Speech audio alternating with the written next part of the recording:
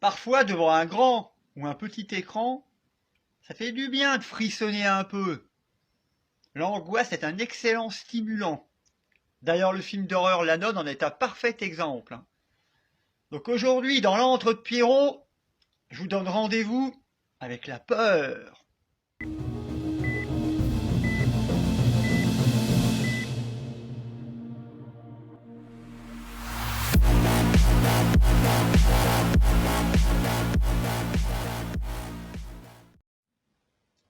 Un nouveau film d'épouvante.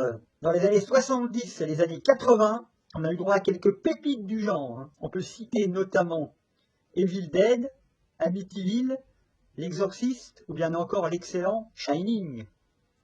Parfois, l'angoisse se dissimule dans le brouillard. Ce fut le cas dans Fog, sorti en 1980, ou bien encore dans The Mist, sorti en 2007. Mais si les clowns vous font flipper, je vous déconseille de regarder ça, parce qu'après vous ne serez pas rassuré, ça c'est sûr. Si vous avez plutôt la phobie des bestioles en tout genre, les requins des dents de la mer, ou bien encore les petites araignées d'arachnophobie, c'est peut-être pas trop pour vous les amis.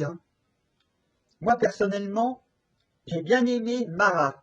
Ça parle de la paralysie du sommeil dans ce film. Je vous avouerai qu'après, j'ai eu du mal à dormir. Mais parfois, on peut faire peur juste avec un mouvement de caméra, avec une manière de filmer bien particulière. Ce fut le cas dans la nouvelle vague de films filmés à caméra à l'épaule qu'on a appelé food footage. Les exemples les plus marquants du genre sont notamment le projet Blair Witch, Paranormal Activity, ou bien encore REC.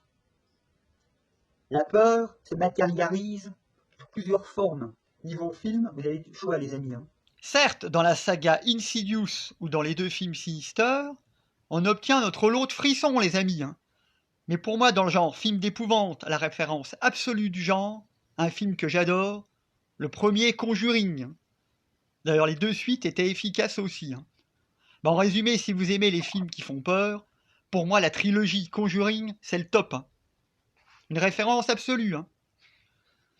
Parfois, l'angoisse est là pour perturber nos sens, comme la vue dans l'excellent Dans le Noir, ou bien encore la parole dans Sans un bruit, ou dans sa suite que j'ai vu récemment au cinéma.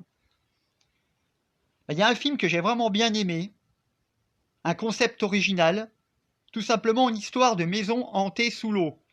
Donc récemment sur le grand écran, j'ai vu l'excellent Deep House, et je vous assure que dans ce film, les prises de vue sous-marines sont diablement efficaces. Voilà, cette vidéo se termine. C'est pas parce que le thème abordé c'était les films flippants qu'il faut avoir peur de vous abonner à ma chaîne, l'Entre de Pierrot les amis. Je compte sur vous. Je vous dis à bientôt. Salut tout le monde!